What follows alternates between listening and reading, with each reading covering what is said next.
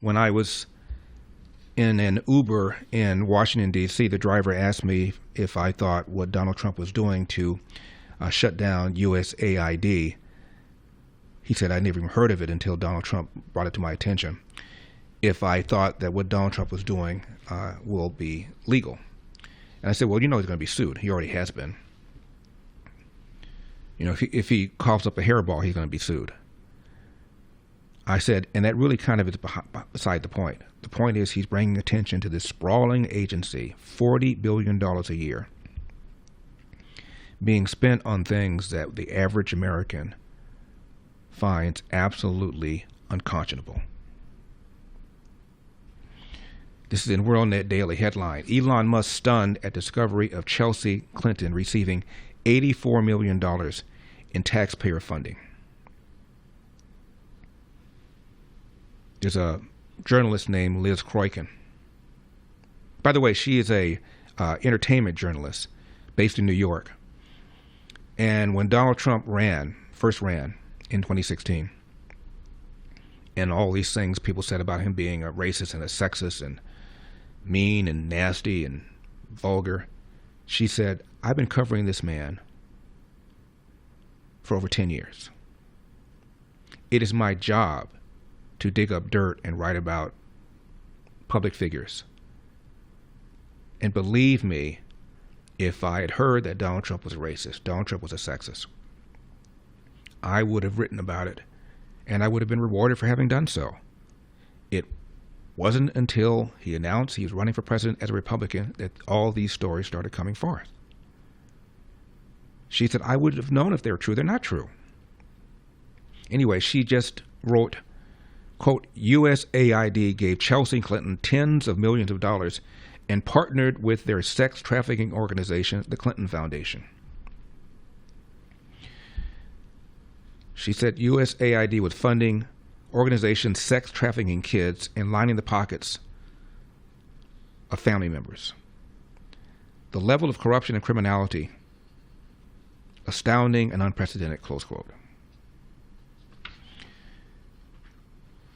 And in Just the News, you know, we've had the founder of Just the News, John Solomon, on the program many times. Headline, before it was shuttered, USAID routed funds to Soros-aligned causes, terrorists, and drag queens. Recent days, the Trump administration identified USAID programs ranging from contraceptions for Afghanistan to LGBT diversity programs for European countries.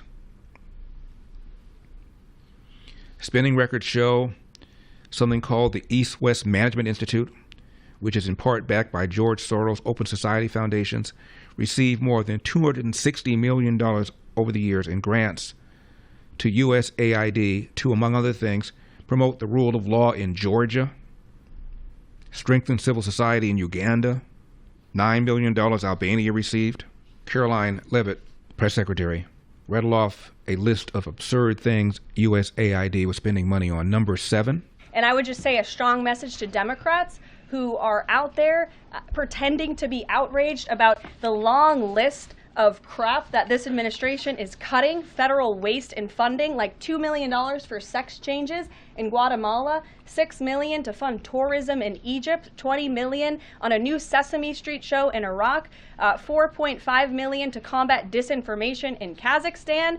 I could go on, and I'm happy to provide this list to every single one of you. Democrats are outraged that the American people want to be, they want their taxpayers going to good uses, not stuff like this.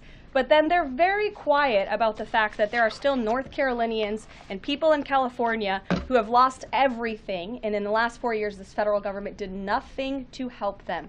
This president will continue to put Americans first, and I think the successes of this week so far speak to that, and it's only Wednesday. So I'll see you guys later this week, and we'll see you this afternoon. Thank you very much. And this gentleman has had it with the Democratic Party, to which he's belonged his entire life. Number 6. This political party, the Democratic Party, have lied to us about everything. They've lied about being the party of the middle class. They've lied about being the party of peace. They've lied about being the party that wants to help poor people. Okay?